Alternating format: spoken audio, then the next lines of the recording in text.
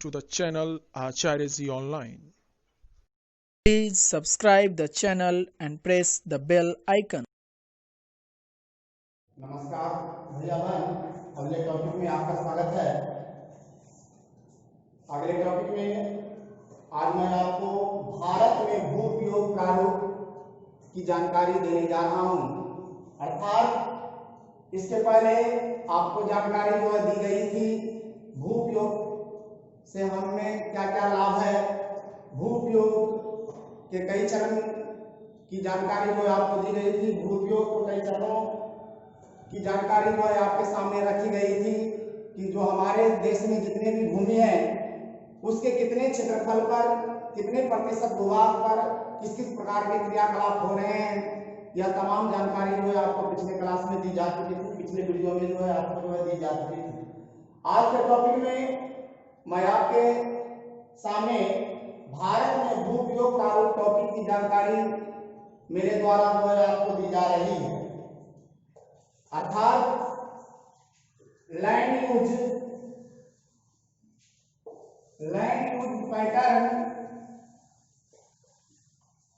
Pattern in India, land use pattern in India, Bharat में भू उपयोग करने का क्या प्रारूप है, क्या उसका पैटर्न है, क्या उसका तौर तरीका है, इसकी जानकारी इस टॉपिक में आपको जो है दी जाएगी। भारत में भू उपयोग प्रारूप को निर्धारित करने वाले दो महत्वपूर्ण कारक होते हैं। भू उपयोग प्रारूप को प्रभावित करने वाले दो महत्वपूर्ण कारक होते हैं। पहला कारक भौतिक कारक, दूसरा जो है मानवीय कारक है। भू उपयोग को प्रभावित करने वाले दो महत्वपूर्ण कारक, एक भौतिक कारक और दूसरा मानवीय कारक है। इन दोनों कारकों के द्वारा किसी भी देश का भू उपयोग प्रारूप प्रभावित होता है। हमारे देश में भी यह भौतिक कारक व मानवीय कारक के द्वारा ही जो है भू उपयोग का निर्धारण किया जाता है। अर्थात भू उपयोग का निर्धारित करने में यह भौतिक कारक व मानवीय कारक की जो है महत्वपूर्ण भूमिका होती है।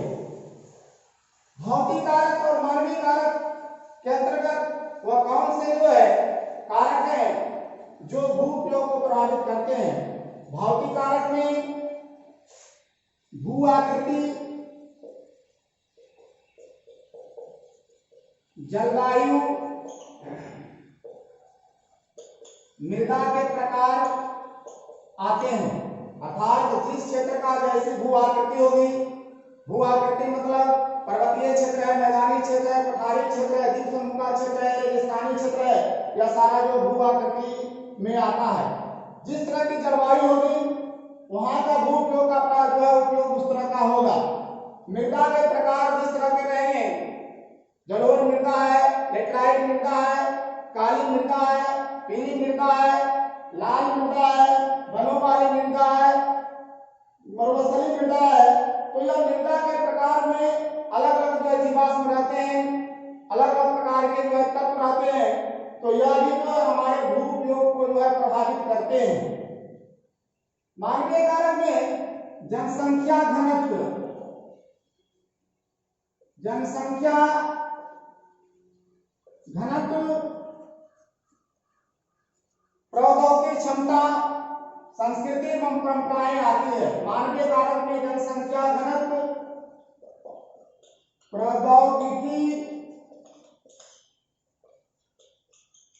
क्षमता,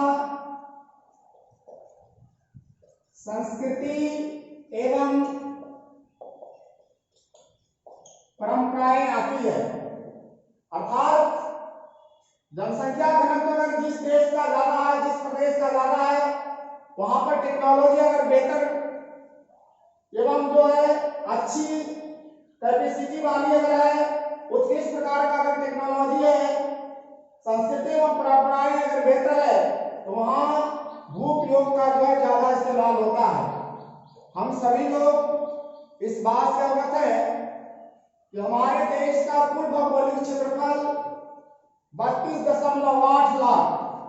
भारत का कुल भौगोलिक क्षेत्रफल 32.8 लाख वर्ग किलोमीटर है और इस भौगोलिक क्षेत्रफल का मात्र जो है 93% उपयोग जो है भू उपयोग के उपलब्ध आंकड़े के रूप में जो है ज्ञात है। अर्थात अभी भी हमारे देश का पूर्वोत्तर राज्य के जो राज्य पूर्वोत्तर प्रांत के असम राज्य को छोड़कर के जितने भी राज्य हैं, चाहे वो मिजोरम है, मणिपुर है, मेघालय है, अरुणाचल प्रदेश है, इन तमाम राज्यों के भू उपयोग के आंकड़े अभी हमारे पास उपलब्ध नहीं है। इसके इतर जम्मू कश्मीर में चीन, पाकिस्तान के अधिकृत जो भूमि है उसका भी जो है सर्वेक्षण नहीं हुआ है। इस तरह से कुल भूमि का मात्र जो है 93% का ही जो है भू उपयोग के आंकड़े अभी जो है वर्तमान समय में हमारे पास उपलब्ध हैं। हम सभी लोग जानते हैं कि हमारे देश में पशुपालन सबसे ज्यादा होता है, तो पशुपालन के दृष्टिकोण से हमारे देश का जो है विश्व में प्रथम स्थान है।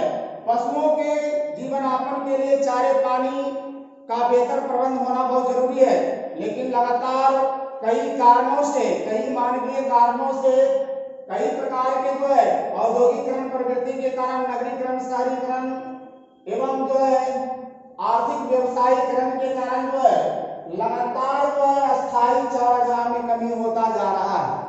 अस्थायी चारागाह में कमी होने का मतलब है पशुओं के चारे पानी में कमी होना।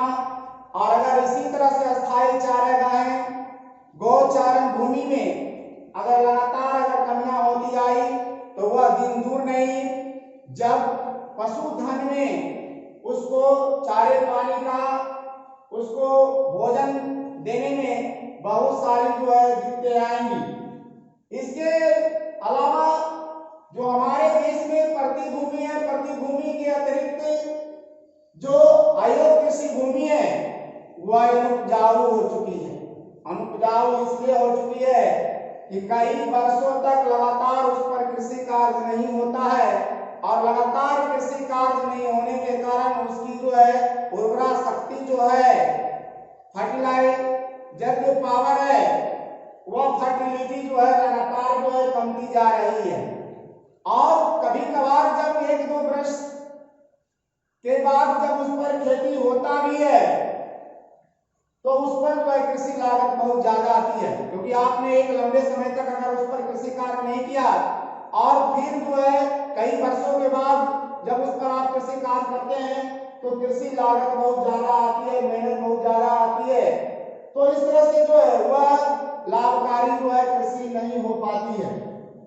इस तरह से अगर हम कृषि अयोग्य भूमि को शुद्ध निबल भूमि में अगर जोड़ दिए जाए तो पूरे देश का मात्र जो है कुल सूचित कृषि जो क्षेत्र है, कुल सूचित जो कृषि क्षेत्र है वह 54% ही प्राप्त होता है। कुल सूचित क्षेत्र का 54% ही पर जो है कृषि कार्य होता है। इस तरह से शुद्ध निबल बोए गए क्षेत्र की अगर बात करें तो भारत में शुद्ध निबल बोए गया क्षेत्र में भी जो है बहुत सारी विभिन्नताएं हैं। हमारे देश में कुछ ऐसे भी राज्य हैं जहां कृषि कार्य बड़े व्यापक पैमाने पर होते हैं। पंजाब, हरियाणा भारत के वैसे राज्य हैं जहां 80% भूमि का उपयोग जो है कृषि कार्य में किया जाता है। लेकिन वहीं अगर हम पूर्वोत्तर भारत के कई राज्य, अरुणाचल प्रदेश, मिजोरम, मणिपुर, मेघालय, अंडमान निकोबार द्वीप समूह की अगर बात करें तो वहां मात्र जो है 10% ही भूमि पर जो है कृषि कार्य होता है। अर्थात इन राज्यों में भू उपयोग प्रारूप का जो है प्रयोग होता है। राष्ट्रीय वन नीति 1952 के अनुसार, राष्ट्रीय वन नीति 1952 के अनुसार कुल भौगोलिक क्षेत्रफल का 33% हिस्से पर जो है वन का होना अनिवार्य था, लेकिन कई कारणों से इन भौगोलिक क्षेत्र में भी जो है कटौती जारी है। वन जितना होना चाहिए उतना नहीं है। कहा गया है वन है तो हम हैं, वन पृथ्वी का फेफड़ा है। मानव ऑक्सीजन श्वसन प्रक्रिया में लेता है और यह श्वसन प्रक्रिया की आपूर्ति जो है जंगलों के द्वारा ही होती है, पेड़ पौधों के द्वारा ही होती है। लेकिन कई प्रकार के जो है मानवीय हस्तक्षेप के कारण, औद्योगिकरण के कारण, खनन के कारण, नगरीकरण, शहरीकरण, व्यापारिक गतिविधियों के संचालन करने के कारण जो है लगातार जो है डिफॉरेस्टेशन, वनोन्मूलन की प्रक्रिया जो है जारी है। तो यह 33% हिस्सा जो पारिस्थितिक संतुलन के लिए जो अनिवार्य है उसमें भी जो है मानवीय हस्तक्षेप जो है लगातार बढ़ रहा है, जिसके कारण आज कई प्रकार की जो है पारिस्थितिक असंतुलन की समस्याएं जो है, इकोसिस्टम जो है का अनबैलेंस होने की भी जो है समस्याएं जो है देखने को मिल रही है। इसके भी दुष्परिणाम जो है आ रहे हैं। इस तरह से जो है वन के आसपास, वनों के आसपास एक बहुत बड़ी आबादी निवास करती है। इन बहुत बड़ी जन समुदाय का जीवन यापन इन्हीं वनों पर जो है निर्भर करता है, अर्थात अपने रोजमर्रा की चीज जड़ी बूटी के माध्यम से, लकड़ी के माध्यम से एवं वनोत्पाद के माध्यम से इन वनों के आसपास रहने वाले बड़े जन समुदाय का जीवन यापन जो है इसी पर निर्भर करता है। तो इसके लिए जरूरी है कि वनों के जो कुल भौगोलिक क्षेत्रफल है उसको बढ़ाने की जरूरत है, न कि उसको जो है किसी कारण से जो है कम करने की जरूरत है। दूसरी ओर जो बंजर भूमि है, बंजर भूमि अर्थात जो बंजर भूमि में पहाड़ी जो चट्टानें आती है, सूखी एवं मरुस्थलीय जो मृदा आती है, इस पर जो है बहुत मेहनत से कृषि कार्य होता है, नहीं तो जो है ज्यादा या जो है उपयोगी नहीं हो पाती है। वहीं पर जो है गैर कृषि कार्य में बस्तियां बनाने में, इमारतें बनाने में, उद्योग लगाने में, सड़कें बनाने में, रेलवे लाइन बिछाने में भूमि का एक बहुत बड़ा भाग का उपयोग होता है, जिसके कारण जो है लगातार जो है कृषि उत्पादन भी प्रभावित हो रही है। इस तरह से लगातार भू उपयोग प्रारूप का उपयोग करने, भूमि का लगातार जो उपयोग करने, भू संरक्षण एवं प्रबंधन के अभाव में आज मृदा संसाधन निम्नीकरण की ओर बढ़ रहा है।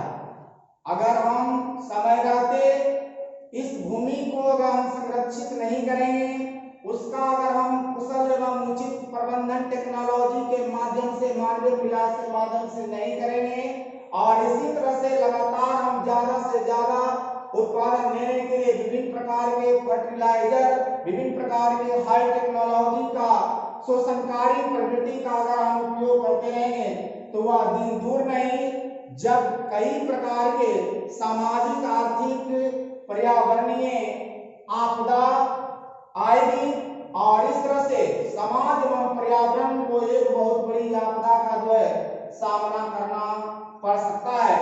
तो जरूरत इस बात की है कि बेहतरीन टेक्नोलॉजी के साथ, संयम के साथ, उचित संरक्षण के साथ, प्रबंधन के साथ हमें जो है इन भूमि उपयोग का जो है या भू उपयोग का इस्तेमाल करना है, भू संसाधन का उपयोग इस्तेमाल करना है, ताकि आने वाली पीढ़ियां भी जो है इसकी उपयोगिता को समझ सके, अपने जीवन यापन को जो है अच्छी तरीके से जो है निर्वहन कर सके।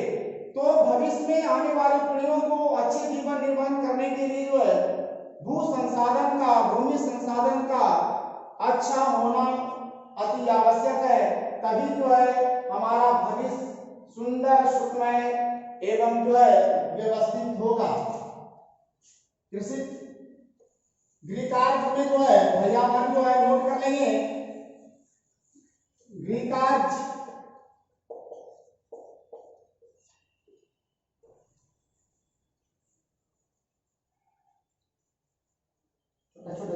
छोटा भू संरक्षण क्या है, अपने शब्दों में लिखें, अपने शब्दों में लिखें। भू संरक्षण क्या है, अपने शब्दों में लिखें। धन्यवाद।